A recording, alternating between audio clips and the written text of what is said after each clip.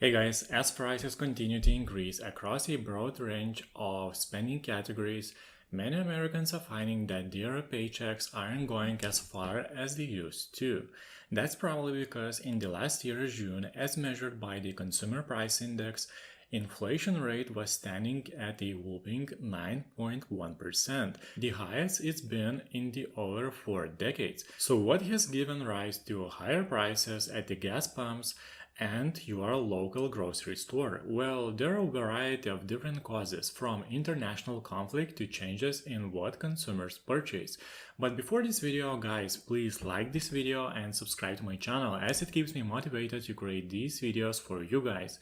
Now let's start with the basics of inflation. First off, let's establish some basics about inflation, which is the increase in the price of goods and services over a period of time. In order to measure inflation, economists use a price index to look at the price changes across a number of different goods and services. Inflation is a measure of how fast prices of goods and services are rising. If inflation is occurring, leading to higher prices for basic necessities such as food, it can have a negative impact on the overall economy.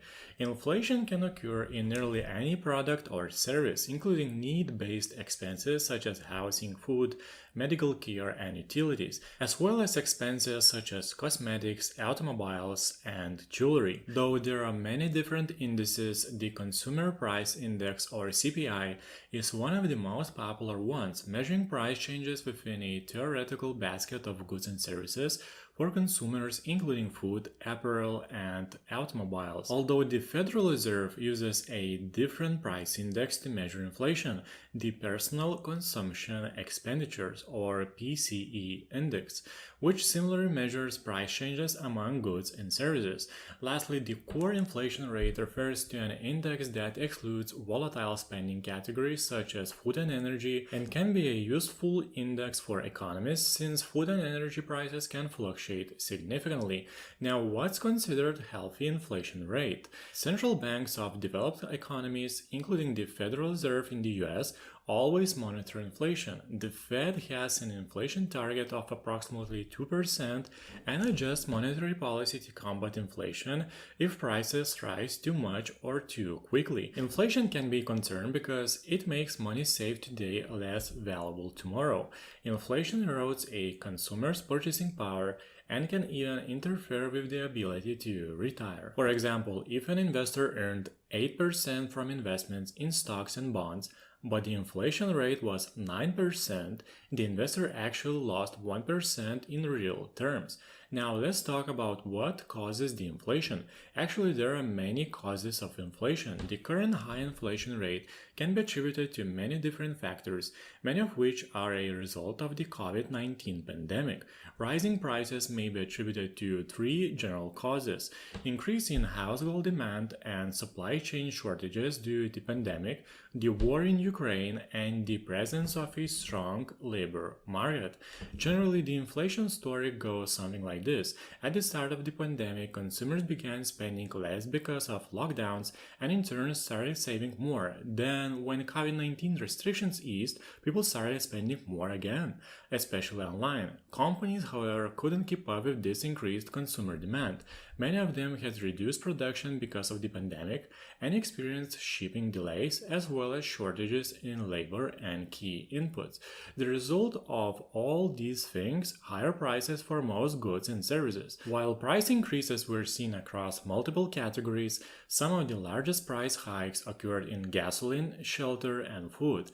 The year-over-year increase in food prices was over 10%, while for shelter it was 5.6%, and for energy prices 41%. While gas prices have declined in the past months, they still remain high. The American Automobile Association reports that the national average for a gallon of gasoline is $3.4. As gas prices are high, it becomes more expensive for logistics companies to ship products. And of course, increased shipping costs increase product price in the end. Just as there are many causes of broad-based inflation, there are many factors that have given way to higher energy prices as well. Perhaps most notably is Russia's invasion of Ukraine and Western countries' resulting sanctions, which put severe limits on the import of Russian oil. Both events played a significant role in rising energy prices and supply chain issues, as has fluctuating consumer demand for gasoline. Now, you may ask how the government is dealing with high inflation rate. The Federal Reserve seeks to control inflation by influencing interest rates. When the inflation is too high, the Federal Reserve typically raises interest rates to slow the economy and bring inflation down. Interest rate hikes reduce the economy growth because borrowing becomes more expensive. For example, someone wishing to borrow $500,000 for a house purchase may delay such expense if interest rates are too high. This automatically reduces the demand for real estate, which consequently lowers the real estate prices. That's how inflation rate goes down. But the main concern economists see with Fed raising interest rates is that it should be done before the recession hits. In other words, while economy is still booming. Because if it's done at the times of recession, then it may completely break the economy and it may transform into a stagflation, where we see a high inflation rate plus recession, which is the worst case scenario. And as you could already see, banking sector has started collapsing a few weeks ago, with such giants as Silicon Valley Bank in the US and Credit Suisse in Switzerland going down. That's why everyone's expecting Fed to not raise interest rates anymore, as they already did enough harm to the economy. What do you guys think about this? Should Fed continue raising rates to beat the inflation? Leave your comments down below. So guys, if you like this video, please press thumbs up and subscribe to my channel. Your likes keep me motivated to create these videos for you guys. Thank you for watching and see you in the next video.